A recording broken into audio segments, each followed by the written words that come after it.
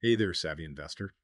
We all spend years and years, right, building wealth, crafting that perfect strategy, finding the advisors we really trust. But if you ever stop to think, what happens to all of that if you're suddenly unable to manage your own finances? Or what if that trusted advisor of yours decides to retire or something unexpected happens? Not exactly the most fun topic I know, but planning for these what ifs can really make a huge difference down the line. Let's think about your relationship with your financial advisor for a second. You've probably discussed long term goals, right? Risk tolerance, maybe even estate planning, but have you ever actually asked them about their contingency plan? What happens if they can no longer serve you for whatever reason? A solid succession plan is absolutely crucial, don't you think? That way, your investment philosophy and your goals, those continue to be met even if your advisor isn't the one managing your portfolio.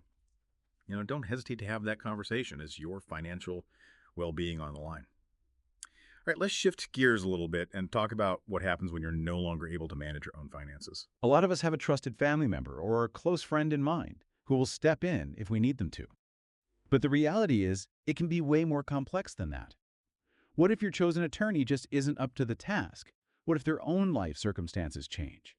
It's so important to review your power of attorney and any other estate planning documents you have regularly. Make sure the people you've named are still the right fit for the job, especially as everyone gets a little older. And speaking of aging, let's talk about intergenerational wealth transfer for a minute. It's not just about handing down assets, right? It's about making sure that your heirs are prepared and ready to handle that responsibility. We're seeing advisors kind of change how they approach this these days, moving beyond just managing those assets and actually facilitating important conversations with families, preparing the next generation for what it really means to inherit significant wealth. Think about it. You've worked so hard to build a legacy, but are your heirs really ready to carry that torch? Okay, one more layer of protection to consider. Have you ever heard of a trusted contact person? It's basically someone your financial institutions can get in touch with if they have concerns about your ability to manage your finances, maybe due to cognitive decline or maybe potential financial exploitation. It's an extra safeguard, an extra set of eyes watching over your well being. Contingency planning has a lot of different facets to it, right? It involves your own preparations and those of the professionals you rely on. But the important thing is it's about making sure there's a smooth transition no matter what curveballs life decides to throw your way. You got to be prepared for anything. Let's get into some more of the specifics about creating a really sound contingency plan. Okay. So, first things first, those estate planning documents, we talked about a little earlier, you set them up, and then life gets in the way and we forget about them, right? But, things happen. Relationships change, people's situations evolve, and even our friends and family get older too. It's super important to go back and look at these documents every so often. Make sure that the people you've named, like your power of attorney or your executor, they're still the right people for the job, especially as we all get a little older. You know what I mean? Like, just think about it for a second. If you named your parents as your power of attorney years ago, I mean, are they really in a position to handle all your finances now if something were to happen? Or let's say you chose someone your own age. Well, it might be a good idea to think about someone maybe a generation younger who could step in down the line, as you both enter those later stages of life. And what about your financial advisor? Do they even have a succession plan? This is something you should absolutely feel comfortable asking about. Okay, it's your future, your financial well being, and you deserve to know that everything's taken care of, even if your advisor isn't around anymore. Now, for those of you who are managing your own investments, think about this. What happens to your portfolio if you suddenly can't manage it anymore? Would your spouse know what to do? Your kids?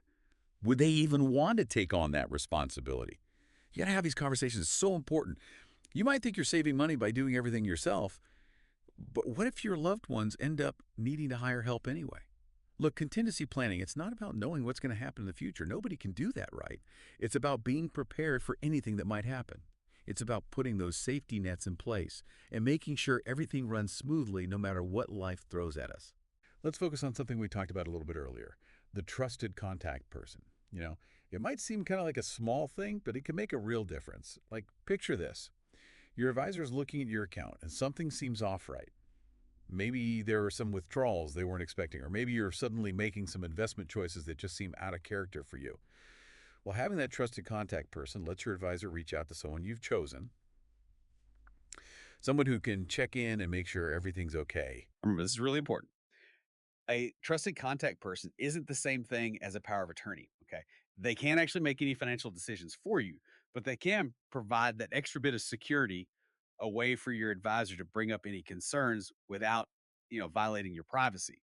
Think of contingency planning like a gift you're giving yourself and your loved ones you know. It's all about that peace of mind knowing that you've taken those steps to protect your financial well being no matter what happens down the road. And don't forget, this isn't something you do just once and then you're done. Life changes all the time. So you got to go back and look at your plans, make changes when you need to. So whether you're a seasoned investor or just starting out, having a contingency plan in place is a sign that you're really thinking ahead. You're being proactive, you're making sure everything goes smoothly no matter what. It's all about taking control of your financial future and making sure you're prepared for anything.